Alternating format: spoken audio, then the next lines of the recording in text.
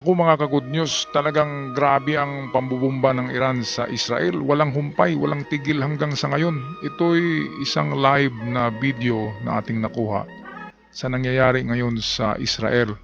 Nasa 400 missiles mahigit na ang pinabagsak ng Iran at ang iba dito ay hindi na intercept ng Iron Dome ng Israel. Nagpapalya na kasi na sobrang dami na ang pinalipad na overwhelm ang Iron Dome. Ang iba nito, ang ibang missiles from Iran ay hindi na-intercept. Kaya tumutulong na ang Amerika sa pag-intercept ng mga rockets galing sa Iran.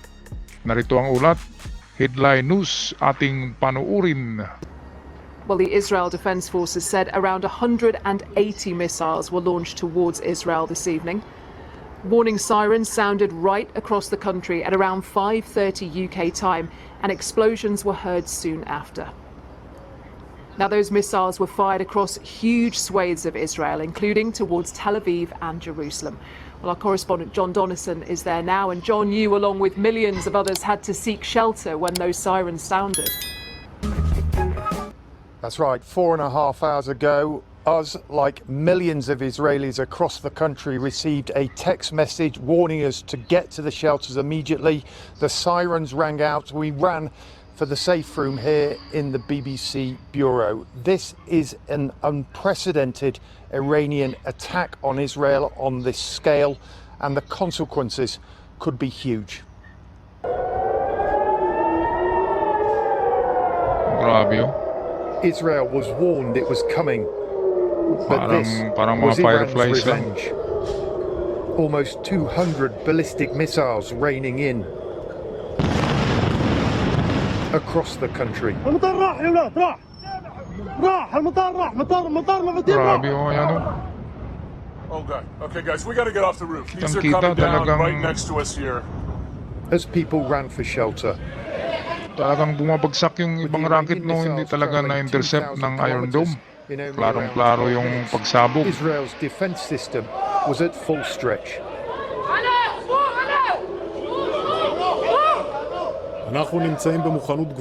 We are on high readiness for defense and offense.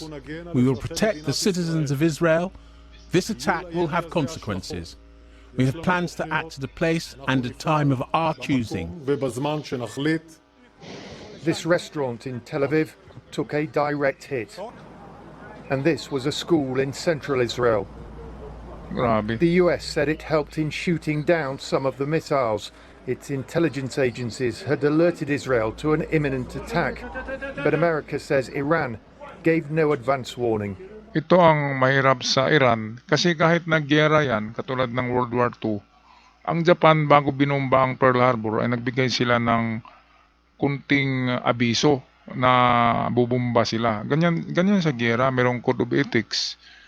Katulad ng Israel, kapag magbomba ang Israel diyan sa Hamas noon, sa Gaza, ay muna ito ng confetti, nagpalipad ng mga papel na may warning na aalis na kayo diyan kasi bubomba kami.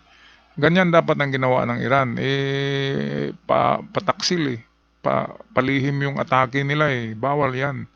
Hindi ganyan sa giyera. Dapat mag-abiso ka muna kasi mayroong mga sibilyan na matatamaan sa Israel. Dapat kasi ang atakihin ng Iran ay yung mga military facilities ng Israel, hindi yung kahit saan na lamang babagsak yung kanilang bomba. Napaka-savage, napaka-barbaric.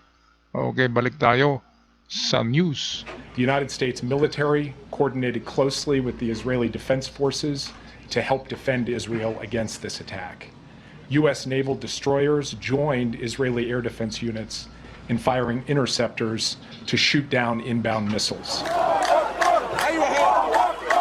In Gaza tonight, as Iran pounded Israel, there were celebrations, as there were in the maligaya ang mga Iranian kumag, oh. capital too. Iran had vowed vengeance after Israel assassinated Hassan Nasrallah, the leader of the Iranian-backed Lebanese militia Hezbollah, on Friday. And Israel killed the leader of Hamas, Ismail Haniyeh, on Iranian soil back in July. Ito, akala nila ito na itong pambubomba ng Iran, kaya nagbunyi na sila diyan, na hindi gaganti ang Israel. Naku, malaking pagkakamali nyo. Dapat magsitago na kayo Kasi pag gaganti ang Israel, times 3 ang gagawin niyan. Kung anong ginawa ng Iran ay 3 bisis na malupit ang gagawing pag-retaliate at pag-rest back ng Israel. Kaya wag kayong masyadong maligaya sa nangyayari kasi ang balik niyan sa inyo ay napakagrabe. Okay, so tapusin na natin ang video ito. Meanwhile, this evening in Jaffa, near Tel Aviv, just before the missile attack, Israelis were shot dead in what police say was a terrorist attack. For months now, the world's diplomats have tried to stop the year-long war in Gaza from engulfing the region. They've failed, and after tonight's unprecedented Iranian attacks, Israel is expected to hit back hard. John Donison, BBC News, Jerusalem. Ayan, at lalong lalaki at palaki ang gulo na ito kasi mag-retaliate talaga ang Israel niyan. Paano namang hindi ka mag-retaliate? Meron kang capable forces, air superiority, kahit sa ground ay superior pa rin ng Israel in terms sa army, kaya gaganti talaga yan. Ngayon ang UN nananawagan, palaging Israel ang tinatawagan na hihinto eh.